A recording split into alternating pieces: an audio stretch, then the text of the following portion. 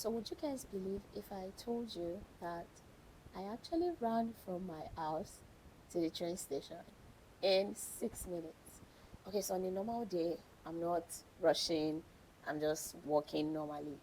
From my house to the train station will probably take me about 15 to 18 minutes, depending on my pace. But then on this particular day, I woke up late, and after trying to get ready and doing things as quickly as I could, and by the time I was ready to leave the house, I had just 8 minutes left to the departure time of this train. And I actually, at that point, I had already thought in my mind that, okay, just forget it. Listen, you're not going to be able to make this train. And really, when I looked at the next train, I realized that if I miss that train, I am going to be late for the event I was going for.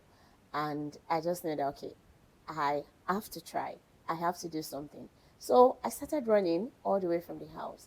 And of course, I got to a point, I started alternating between running and brisk walk. And by the time I had covered like half of the journey, I realized that I still had like enough time. Like I think I had covered a lot of the journey within 4 minutes. And so that actually encouraged me that, okay, if I could actually cover this amount of distance in this time, then it means that there is hope that I could get to the train station just before the train leaves. And so I started running again. And this time around, I decided not to pause. I just kept running. I was out of breath. I was getting tired, but I said, I am going all the way since I have made it this far. And also keeping in mind that train usually, like, they shut the door like 30 minutes before the takeoff time. So I knew I had just about 3 minutes and 30 seconds left. And so I started running all the way. And guys, I was shocked to my bones when I got into the train, and then I checked my time and I realized that I still had about 2 minutes before the train took off.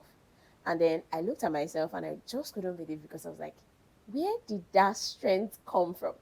Because I would never try this like a few months ago. And so, and even I remember there was this particular time that I tried to do something similar.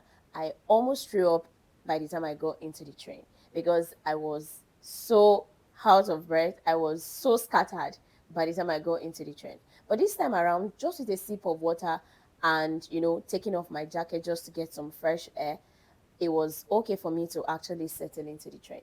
And so I realized that I was able to do this because I have actually been subjecting my body to such kind of activity. So if you guys have been following, you guys will see that I actually posted that I started running again. And this time around, I decided to do with a running programs, so as just to improve my chance of, being able to keep up till the end. I was actually encouraged because it made me realize that the effort I have been putting in is actually producing some results. Yes, it might not be like very big results, and also because maybe I have like big goals for my health this year, and so it made it seem like it was just a tiny achievement. But then I think I'm at that point where I want to celebrate even the little wins. I want to celebrate every singular effort, every little result I get from the effort I put into the things I'm doing, and especially in terms of my health. So the incidents actually made me realize that what I am doing in terms of my health, like physical activity, my nutrition, and all that I'm doing is actually a step in the right direction, because my body is also beginning to show that, okay, I am doing something right. Because I have actually noticed a lot of very positive change in terms of my health. I have become more fit, I am more alert, and I'm able to do a lot of things that probably before I might struggle with. Yes, it's not been so easy for me because, of course, sometimes it tells on your body, the pain, the aches is there. But I know that that is probably just like at this initial phase. Eventually, my body is going to get used to it and things are going to get better. And I actually plan to continue all the way. So, peradventure, you're there and you're thinking, okay, I don't need to do this. Oh, I don't have the strength to do this. Oh, I'm not even sure if I want to try this. Say, I think this is the point where you should actually begin to take that little step. Sometimes we want to wait until we can achieve like the big, big stuff. No. What I would say when it comes to setting healthy lifestyle goals is start small, start gradually.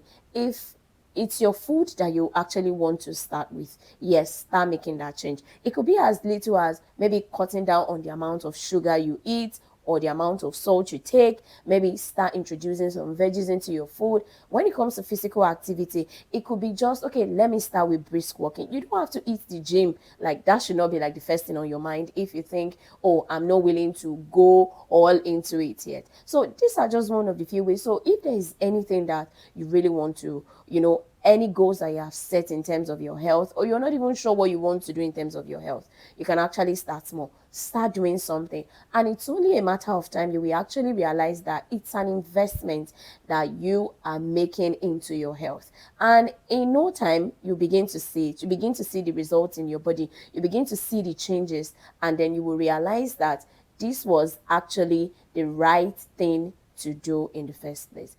So I hope you enjoyed my little story and also this vlog.